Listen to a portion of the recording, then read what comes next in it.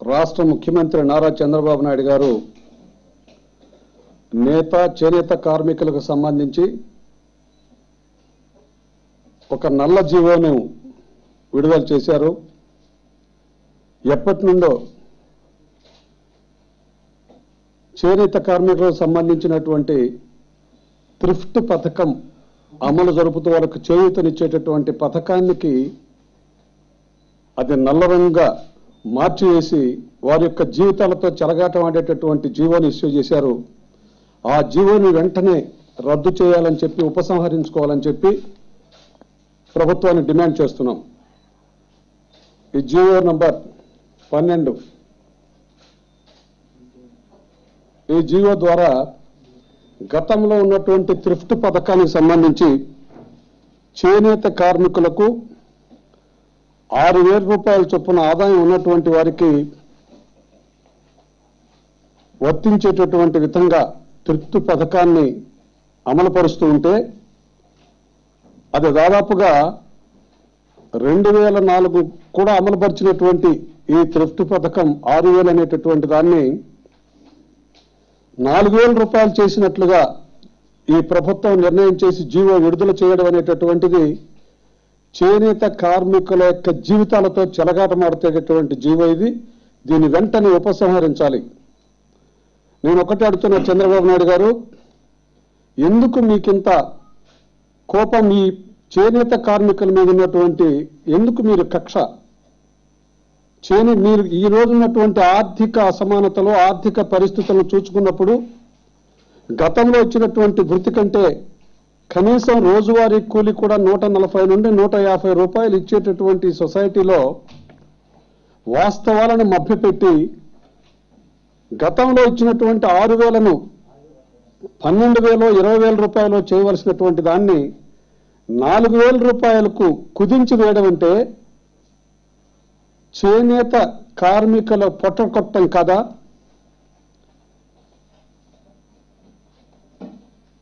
ఇప్పటికే చేనేత కార్మికులు చాలా మంది రాష్ట్ర వ్యాప్తంగా కూడా ఆకలి బాధతో ఆత్మహత్యలు చేసుకున్నటువంటి పరిస్థితులు మీరు గుర్తించారా?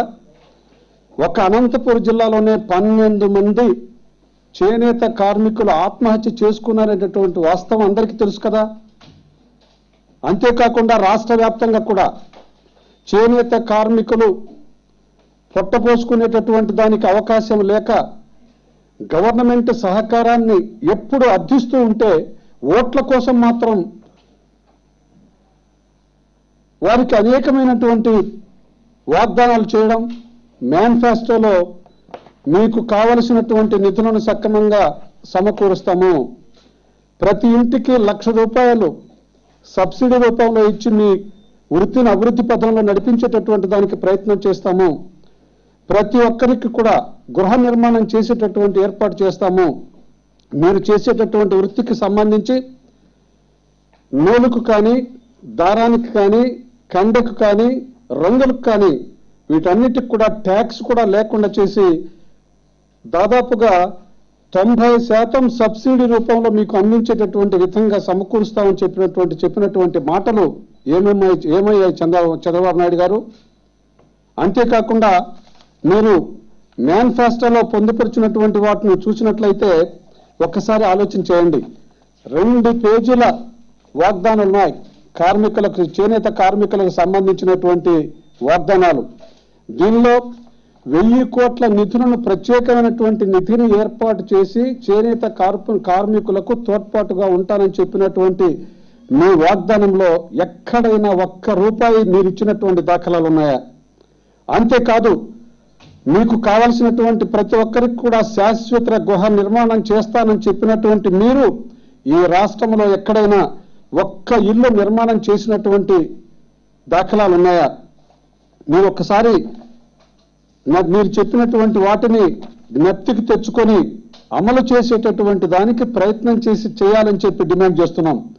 మీకెటు చెప్పినటువంటి మాటలు నెరవేర్చేటటువంటి అలవాటు లేదు, కానీ నిత్యం కష్టం చేసేటటువంటి ఈ దేశ స్వాతంత్రంతో ముడిపడి ఉన్నటువంటి, దేశ స్వాతంత్రానికి కూడా సంబంధం ఉన్నటువంటి చేనేత గాంధీ మహాత్ముని యొక్క ఆత్మ కూడా శోభించేటటువంటి విధంగా ఈ రోజున చేనేత కార్మికులకు సంబంధించినటువంటి ఈ నల్ల జీవో థ్రిఫ్ట్ పథకాన్ని కుదించేటటువంటి విధంగా మీరు చేసినటువంటి ఈ నల్ల జీవో వలన ఇంకా ఆత్మహత్యల శాతం పెరిగిపోయేటటువంటి ప్రమాదం ఉంది. దీన్ని ప్రజలు మిమ్మల్ని క్షమించరు. కళ్ళబొల్లి మాటలు చెప్పి వారి యొక్క ఓట్లను పొందిన తర్వాత మీరు చేసేటటువంటి ఈ దుర్మార్గపు చర్యలనేటటువంటి వాటిని ఉపసంహరించుకోవాలి. వెంటనే ఈ థ్రిఫ్ట్ పథకానికి సంబంధించి 6,000 రూపాయలు, గతంలో ఉన్నటువంటి 6,000 రూపాయలు అనేటటువంటి దాన్ని 20,000 రూపాయల వరకు పెంచాలని చెప్పి వైఎస్ఆర్ కాంగ్రెస్ పార్టీ డిమాండ్ చేస్తుంది. వైఎస్ జగన్మోహన్ రెడ్డి గారు ఎన్నికల్లో ప్రజల దగ్గరకు వెళ్ళినప్పుడు చెప్పారు, ఈ రాష్ట్ర ప్రజలకు కావలసినటువంటి సౌకర్యాలను కల్పించేటటువంటి దానిలో నిత్యం రోజుకు 18 గంటలు పనిచేసేటటువంటి చేనేత కార్మికుల యొక్క ఇబ్బందులన్నింటినీ కూడా గుర్తించాము. వారికి కావాల్సినటువంటి సౌకర్యాలు కల్పించేటటువంటి దానికి ప్రభుత్వం కట్టుబడి ఉండేటటువంటి విధంగా పాలన చేస్తామని చెప్పారు తప్ప, మీరు చెప్పినటువంటి విధంగా అభూత కల్పనలు చెప్పేటటువంటి విధంగా రుణమాఫీ చేస్తామని చెప్పారు. చేనేత కార్మికులకు రుణాలకు సంబంధించి ₹1 ఎక్కడైనా మీరు రుణాన్ని మాఫీ చేసినటువంటి దాఖలాలు ఉన్నాయా? ప్రతి సభలో కూడా చెప్పారు, వ్యవసాయ రుణాలు మాఫీ చేస్తాం, డ్వాక్రా రుణాలు మాఫీ చేస్తాం, చేనేత రుణాలు మాఫీ చేస్తామని చెప్పినటువంటి మీరు ఎక్కడ రుణాలు మాఫీ చేశారా? ఇంకా ఈ రాష్ట్రంలో ఉన్నటువంటి చేనేత వారిని రుణగ్రస్తులను చేసి ఆత్మహత్య శరణ్యమనేటటువంటి విధంగా మీరు పాలిస్తున్నారు తప్ప ఎక్కడైనా వారికి సహకారం అందించినటువంటి దాఖలాలు ఉన్నాయా? ఇప్పటికైనా కళ్ళు తెరవండి. ప్రజల్లో ఆందోళన బయలుదేరింది. మీరు చేసేటటువంటి దుర్మార్గపు పాలన, మీరు చేసేటటువంటి ప్రజా వ్యతిరేక పాలన, మీరు చేసేటటువంటి చేనేత కార్మికుల యొక్క జీవితాలతో చెలగాటపడేటటువంటి మీ ప్రభుత్వ విధానం, మీరు చేసేటటువంటి ఈ కొత్తగా విడుదల చేసినటువంటి థ్రిఫ్ట్ పథకానికి సంబంధించినటువంటి జీవో వలన ఇంకా ప్రజల్లో తిరుగుబాటు వచ్చేటటువంటి పరిస్థితులు ఆసన్నమైనాయి. వెంటనే మీరు ఇచ్చినటువంటి జీవోను ఉపసంహరించుకోవాలని చెప్పి డిమాండ్ చేస్తున్నాం.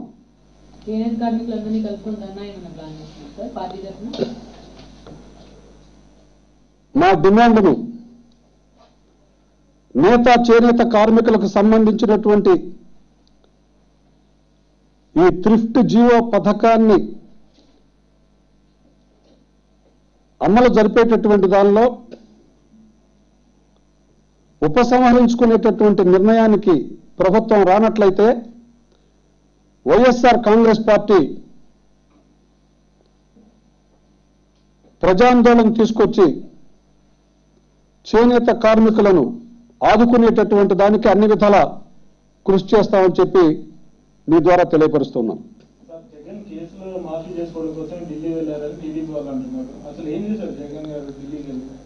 ఏమండి, విచిత్రంగా ఉంది ఈ మాట. ఈ రాష్ట్రంలో ఒక స్వచ్ఛమైనటువంటి బలమైనటువంటి రాజకీయ పార్టీ స్థాపకులు, రాజకీయ పార్టీ నాయకులు, వైఎస్ఆర్ పార్టీ వ్యవస్థాపకులు 44% ఓట్లను పొంది ప్రజల యొక్క మద్దతు పొందినటువంటి నాయకుడు వైఎస్ జగన్మోహన్ రెడ్డి గారు ఢిల్లీ వెళితే ఆయన సొంత పని కోసం వెళ్ళినట్ల. ఒక్కసారి మీరు ఆలోచన చేయండి. చంద్రబాబు నాయుడు గారు కుమ్మక్కు రాజకీయాలతో ఈ రాష్ట్రాన్ని ముక్కలు చేసిన తర్వాత ఈ రాష్ట్ర ప్రజల యొక్క క్షేమాన్ని దృష్టిలో పెట్టుకొని ఈ రాష్ట్ర ప్రజలకు ఉన్నటువంటి వసతులను సమీకరించేటటువంటి దాన్ని దృష్టిలో పెట్టుకొని కేంద్ర ప్రభుత్వం యొక్క సహకారం పూర్తిగా కావాలని చెప్పి ఎన్నికలైన వెంటనే 3 సార్లు కేంద్ర ప్రభుత్వానికి విజ్ఞప్తి చేయడం, ఈ రాష్ట్రంలో ఉన్నటువంటి ప్రాజెక్టుల నిర్మాణానికి కానీ, పారిశ్రామిక అభివృద్ధికి కానీ, చదువుకునేటటువంటి విద్యార్థులకు కావలసినటువంటి వసతులను సమీకరించేటటువంటి దానికి కానీ, రాజధాని నిర్మాణానికి కానీ ప్రత్యేకంగా పంటలకు నీటి వసతి కల్పించేటటువంటి పోలవరం ప్రాజెక్టుకు సంబంధించి కావాల్సినటువంటి నిధులు సమీకరించేటటువంటి దానిలో ప్రత్యేకమైనటువంటి ప్రతిపత్తి మాకు కావాలి, కేంద్ర ప్రభుత్వం సహకారం కావాలని చెప్పి మరి ఆయన వైఎస్ జగన్మోహన్ రెడ్డి గారు కేంద్ర ప్రభుత్వానికి విజ్ఞప్తి చేయడం జరిగింది. ఆ సందర్భంగా రేపు 23 జరిగేటటువంటి పార్లమెంటు సమావేశాలు జరగబోతున్నాయి కాబట్టి, బడ్జెట్ సమావేశాలు జరగబోతున్నాయి కాబట్టి, ఈ బడ్జెట్ సమావేశాల్లో ఆంధ్ర రాష్ట్రానికి సంబంధించి ఇతోధికమైనటువంటి నిధులు కావాలి. 8 మాసాల నుండి ప్రభుత్వం వచ్చిన తర్వాత ఈ రాష్ట్రంలో ఎక్కడైనా పాలన ఉందా? ఏ వృత్తికి సంబంధించినటువంటి వారికైనా సహకరించినటువంటి దాఖలాలు ఉన్నాయా? ఏ ఒక్క అభివృద్ధి కార్యక్రమమైనా జరిగిందా? ఏ ఒక్క ప్రాజెక్టు నిర్మాణం చేసేటటువంటి దానికి కృషి జరిగిందా? ఒకసారి ఆలోచన చేసినట్లయితే నిన్నగాక మొన్న ప్రకటించినటువంటి నిధులు, ఈ రాష్ట్రానికి ఇచ్చినటువంటి ప్రత్యేక ప్రతిపత్తిని చూస్తే 7 జిల్లాలకు 50 కోట్ల రూపాయల చొప్పున ప్రత్యేక రాయితీ నిధులు ఇచ్చామని చెప్పి ప్రకటించారు కేంద్ర ప్రభుత్వం వారు. అంతేకాకుండా లోటు బడ్జెట్కు సంబంధించి 500 కోట్ల రూపాయల నిధులు ఇస్తున్నామని చెప్పారు. ఏంటిది? ఒక్కొక్క జిల్లాకు 50 కోట్ల రూపాయల నిధులతో జరిగేటటువంటి రాయితీ ద్వారా జరిగేటటువంటి అభివృద్ధి ఏంటి? చంద్రబాబు నాయుడు గారు, తెలుగుదేశం వారు కేంద్రంలో భాగస్వాములుగా ఉన్నారు, బీజేపీ వారు రాష్ట్రంలో భాగస్వాములుగా ఉన్నారు. ఈ రాష్ట్రాన్ని అన్యాయంగా విభజించి 2 ముక్కలు చేసిన తర్వాత ఈ రాష్ట్ర ప్రజల యొక్క బాగోగుల గురించి పట్టించుకునేటటువంటి బాధ్యత తెలుగుదేశం పార్టీ అధినేత, ఈ రాష్ట్ర ముఖ్యమంత్రికి లేదా? ఏ రోజైనా కేంద్ర ప్రభుత్వాన్ని ఈ రాష్ట్రానికి కావలసినటువంటి నిధులను గురించి గట్టిగా అడిగినట్లుగా ఎక్కడైనా ఒక్క వార్త కూడా చూడడానికి అవకాశం లేదే? మీరు ఎందుకు వెళుతున్నారు? ఎందుకు జగన్మోహన్ రెడ్డి గారు ఢిల్లీ వెళ్ళారంటే అంత భయం ఎందుకు మీకు? మీ పరిపాలన అనేటటువంటి ప్రజలకు ఎక్కడ అందుబాటులో లేదు కాబట్టి, మీరు చెప్పినటువంటి ప్రతి ఒక్కటి కూడా అబద్ధం కాబట్టి, ప్రజలంతా నిలదీసి ప్రభుత్వాన్ని మీరు చెప్పిన మాటలేంటి, మీరు చేస్తున్నది ఏంటని అడుగుతున్నారు కాబట్టి, దానికి సమాధానం చెప్పుకోలేనటువంటి దుస్థితిలో మీరుండి జగన్మోహన్ రెడ్డి గారు జల్లికి పోతున్నారంటే ప్రజలంతా గమనిస్తూనే ఉంటారు. ఒక బాధ్యత కలిగినటువంటి ప్రతిపక్ష నాయకునిగా 67 మంది శాసనసభ్యులు, 9 మంది పార్లమెంటు సభ్యులు ఉన్నటువంటి వైఎస్ఆర్ కాంగ్రెస్ పార్టీ నాయకునిగా ఢిల్లీ వెళ్ళి ఈ రాష్ట్రానికి కావాల్సినటువంటి నిధుల కోసం ఫైనాన్స్ మినిస్టర్ గారిని, హోమ్ మినిస్టర్ గారిని కలిసి వారికి విజ్ఞప్తులు ఇచ్చి, మీరు మా రాష్ట్రాన్ని ప్రత్యేకమైనటువంటి విధంగా చూడవలసినటువంటి అవసరం ఉంది, అధికంగా నిధులు కేటాయించండి అని చెప్పి అడుగుతూ ఉంటే సంతోషించవలసినటువంటి ప్రభుత్వం జగన్మోహన్ రెడ్డి గారు ఎందుకు ఢిల్లీ పోయారని చెప్పి క్వశ్చన్ వేయడం అనేటటువంటిది ఎంతో హాస్యాస్పదంగా ఉంది. ఒక సీనియర్ నాయకుడిగా నా అంత గొప్ప నాయకుడు లేడని చెప్పి ప్రగల్భాలు చెప్పుకునేటటువంటి చంద్రబాబు నాయుడు గారికి ఉండేటటువంటి రాజకీయ నీతిజ్ఞత దిగా ఇంకా అతనికి విజ్ఞత ఉంటే జగన్మోహన్ రెడ్డి గారిని కూడా మీరు కూడా సహకరించండి, రాష్ట్రానికి కావాల్సినటువంటి నిధులను సమీకరించుకునేటటువంటి దానిలో కేంద్ర ప్రభుత్వం యొక్క సహకారాన్ని పొందేటటువంటి దానికి కలిసి పోరాటం చేద్దాం అని చెప్పవలసినటువంటి చంద్రబాబు నాయుడు గారు, జగన్మోహన్ రెడ్డి గారు ఢిల్లీ వెళితే విమర్శ చేయడం అనేటటువంటిది అది చాలా అనైతికమైనటువంటి, అతని స్థాయిని పూర్తిగా నీ స్థాయి ఏదో ప్రజలు గ్రహించేటటువంటి విధంగా మాట్లాడేటటువంటి అనైతికమైనటువంటి చర్యగా నేను దాన్ని తీవ్రంగా ఖండిస్తున్నాను. ఇండియా భాగస్వామ్య పక్షము, అందులోకి అధికార పార్టీ, ఆ పార్టీని కాదని చెప్పేసి ప్రతిపక్ష నేత చెప్పినట్టు చేస్తారా? ప్రతిపక్ష నేత ప్రజా సమస్యలను ప్రభుత్వం దృష్టికి తీసుకెళ్లడం అనేటటువంటిది ప్రజా ప్రతినిధిగా కోట్ల మంది ప్రజల యొక్క సహకారాన్ని పొందినటువంటి నాయకుడిగా ఆయన బాధ్యత. దీనిలో చంద్రబాబు నాయుడు గారు మీరు అన్నది కరెక్టే, ఏమని దానిలో భాగస్వామిగా ఉన్నటువంటి చంద్రబాబు నాయుడు గారు అడిగితే ఇవ్వనటువంటిది ప్రతిపక్ష నాయకుడు గారు అడిగితే ఇస్తారని అంటున్నారు. అసలు ఆయన అడిగినట్లుగా ఎక్కడున్నాయి? ఆయన అడిగింది ఎక్కడా? ఆయన తీసుకొచ్చినటువంటి నిధులేంటి? ఆయన ప్రచారం చేసుకోవడం తప్ప, ఢిల్లీ తిరగడం, ప్రదక్షిణాలు చేసి రావడం తప్ప ఎక్కడైనా డిమాండ్ చేశారా? అసలు తెలుగుదేశం పార్టీ అనేటటువంటిది తెలుగు ప్రజల యొక్క ఆత్మ గౌరవాన్ని కాపాడాలనేటటువంటి విధంగా తెలుగుదేశం పార్టీని కీర్తిశేషులు ఎన్టీ రామారావు గారు స్థాపిస్తే, ఆ పేర్లతో ఓట్లను పొందినటువంటి తెలుగుదేశం పార్టీ పాలిస్తే, ఆ తర్వాత వెన్నుపోటుదారుగా వచ్చినటువంటి చంద్రబాబు నాయుడు గారు ఈ రోజున ఢిల్లీ చుట్టూ ప్రదక్షిణాలు చేస్తూ ఆంధ్ర రాష్ట్ర ప్రజల ఆత్మ గౌరవాన్ని ఢిల్లీ నడివీధుల్లో పారవేసి, అయ్యా దేహి మిమ్మల్ని భిక్షాందేహి అన్నట్లుగా అడుక్కునేటటువంటి విధంగా వ్యవహరిస్తున్నారు తప్ప, మాకున్నటువంటి అర్హత, ఈ రాష్ట్రాన్ని మీరు ముక్కలు చేసిన తర్వాత ఈ రాష్ట్ర ప్రజలకు కావలసినటువంటి నిధులను కేటాయించాల్సినటువంటి బాధ్యత మీ పైన ఉంది, మీరు మాకు కేటాయించాలని చెప్పి డిమాండ్ చేసినటువంటిది ఎక్కడైనా ఒక్క వార్త అయినా పత్రికల ద్వారా కూడా చూసినటువంటి దాఖలాలు లేవే. అది ఆయన బాధ్యత కాదా? ఆయన బాధ్యతను మరిచారు కాబట్టి, ఆయన కేవలం రాజకీయ స్వార్థం కోసం ప్రజలను మభ్యపెడుతున్నారు కాబట్టి, ఆయన కేవలం కేంద్ర ప్రభుత్వం ఉన్నటువంటి స్నేహాన్ని కొనసాగించుకునేటటువంటి దానికి ఇంకా మోసపూరితమైనటువంటి మాటలు చెప్తూ కేంద్రం చుట్టూ తిరుగుతున్నాడు కాబట్టి, ఆయన చుట్టూ ఉండేటటువంటి రియల్ ఎస్టేట్ వ్యాపారులకు ఆర్థికంగా పెంపొందించేటటువంటి దానికి రాజధాని పేరుతో బలవంతంగా రైతుల నుండి భూములను లాక్కొని వ్యాపారం చేసేటటువంటి దానికి ప్రయత్నం చేస్తున్నాడు కాబట్టి, ఈ చేసేటటువంటి అన్ని తప్పు. ప్రజలకు ఉపయోగపడేటటువంటి వాటిని గురించి నిధులను తీసుకొచ్చేటటువంటి ప్రయత్నం చేసేటటువంటి దానిలో చంద్రబాబు నాయుడు విఫలమయ్యాడు కాబట్టి, నేను బాధ్యత వహించాలి, నేను ప్రజలకు జవాబుదారీగా ఉండవలసినటువంటి నా బాధ్యత అని చెప్పి జగన్మోహన్ రెడ్డి గారు ఢిల్లీ పోయి మరి వారు విజ్ఞప్తి చేస్తున్నారు, డిమాండ్ చేస్తున్నారు. అంతేకాని కేవలం ఢిల్లీ వెళ్ళడం అనేటటువంటిది చంద్రబాబు నాయుడు గారి మీద వ్యతిరేకతో ఇంకొకరి కోసమో కాదు, ప్రజల కోసం. కానీ సార్ నిన్న జగన్ గారు మాట్లాడుతూ నాకేం సంబంధం లేకపోయినా నేను వచ్చి కేంద్రానికి విజ్ఞప్తి చేస్తున్నా అన్నారు. అంటే ప్రతిపక్ష నాకేం సంబంధం లేకపోయినా నేను వచ్చి ఇక్కడ విజ్ఞప్తి చేస్తున్నా, కేంద్రాన్ని అడుగుతున్నా, రాష్ట్రానికి సహాయం చేయమని అన్నారు. అంటే ఆయన సంబంధం లేదు, ఆయన ప్రతిపక్ష నేతగా. మేడం అట్లా కాదు. నాకేం సంబంధం అంటే, ప్రభుత్వంలో నేను భాగస్వామిని కాకపోయినా, పరిపాలనలో నేను భాగస్వామిని కాకపోయినా, ప్రతిపక్ష బాధ్యతలు నిర్వహించేటటువంటి స్థానంలో ఉండినా కూడా ప్రజలకు కావలసినటువంటి సహకారాన్ని పెంపొందించేటటువంటి దానిలో భాగస్వామిని కావాలనేటటువంటి ఆలోచనతో వచ్చానని చెప్పి మాట్లాడారు తప్ప, నాకేం సంబంధం లేదంటే ప్రభుత్వంలో భాగస్వామి కాదని. అంతేగాని ప్రతిపక్ష బాధ్యతగా, ప్రతిపక్ష నాయకుడిగా నాకు బాధ్యత ఉందని జగన్మోహన్ రెడ్డి గారు చెప్తున్నారు. ఆ ప్రతిపక్ష హోదాలోనే వెళ్ళారు. వారితో పాటుగా మరి ఇక్కడ ఉన్నటువంటి మా గౌరవ పార్లమెంట్ మెంబర్లు కూడా అందరూ కూడా వెళ్ళి రిప్రజెంట్ చేయడం జరిగింది.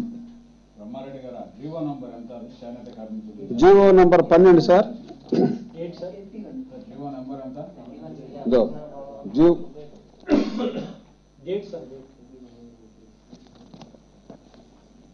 Sir GO number 12 31/2015. సార్ పథకం ఇది యాక్చువల్గా తెలుగులో అయితే థ్రిఫ్ట్ పథకం అనేమో పథకం పేరు sir. Thrift means sir, cooperative సొసైటీలకు సంబంధించి సహకార సంఘం 8% నిధులు వాళ్ళు సమకూరిస్తే కేంద్ర రాష్ట్ర ప్రభుత్వాలు ఇంకొక 8% ఇస్తుంది. దానికి మళ్ళా చెల్లించేటటువంటిది కాకుండా వీళ్ళకి ఆర్థిక సహకారం ఇస్తారు. తద్వారా ఆ సహకార సంఘంలో చేనేతను అభివృద్ధి పరిచేటటువంటి దానికి అవకాశం ఉంటుంది. అది సార్ రుణం కాదు, రుణం అంటే మళ్ళా చెల్లించాలి. ఆ 8% గవర్నమెంట్ ఇచ్చేటటువంటి 8% కూడా సబ్సిడీ సార్. దాన్ని ఇంతకుముందు 6,000 ఆదాయం వరకు ఉండేటటువంటి వారికి వర్తింపజేసేటటువంటి దాన్ని ఇప్పుడు 4,000కు కుదించారు చూడండి. ఇప్పుడు ప్రతిదీ వ్యవసాయ కూలీకి కూడా అంతకుముందు అప్పటి రోజుల్లో 50 రూపాయలు ఉన్నటువంటి దాన్ని 140, 150 రూపాయలు చేశారు. ఈ రోజున ఈ 6,000 రూపాయలని 4,000 రూపాయలు తీసుకొచ్చారు. ఈ 6,000 రూపాయలని నెలసరి కాదు సార్, ఇది సాలీనా వచ్చేటటువంటి ఆదాయం. సాలీనా వచ్చేటటువంటి 6,000 రూపాయల ఆదాయం అంటే 12 మాసాల మీద వచ్చేటటువంటి ఆదాయం. 360 రోజులకు సంబంధించి ఈ రోజున చంద్రబాబు నాయుడు గారు నిర్ణయించినటువంటిది ఏంటంటే రోజుకి 10 రూపాయలు 11 రూపాయలు మాత్రమే ఆదాయం వచ్చేటటువంటి వారికి వర్తిస్తుంది అని చెప్పి ఈ జీవోను అతి దారుణంగా ఈ నల్ల జీవోను పంపించడం జరిగింది. దాన్ని వెంటనే ఉపసంహరించాలని చెప్పి వైఎస్ఆర్ కాంగ్రెస్ పార్టీ డిమాండ్ చేస్తుంది. అంటే 4,000 కుదిస్తే ఇంకా ఎక్కువ మందికి ఉపయోగపడే అవకాశం లేదు. ఎక్కువ మందికి కాదు మేడం, అది ఉల్టా ఎక్కువ మందికి కాదు. అసలు 4,000 అనేటటువంటిది ఆదాయం అనేటటువంటిది కాదు. అది 4,000 ఆదాయం అనేటటువంటిది కాదు. అసలు మీకు ప్రతి వాళ్ళు పనిచేసేటటువంటి కార్మికుడికి ఇచ్చేటటువంటిది రోజుకు 150 రూపాయలు గుర్తిస్తూ ఉంటే ఈ రోజుకు 10 రూపాయలు వర్తించేటటువంటి విధంగా వీళ్ళు నిర్ణయం చేస్తే అసలు ఆదాయం అని లెక్కే ఉంది మేడం.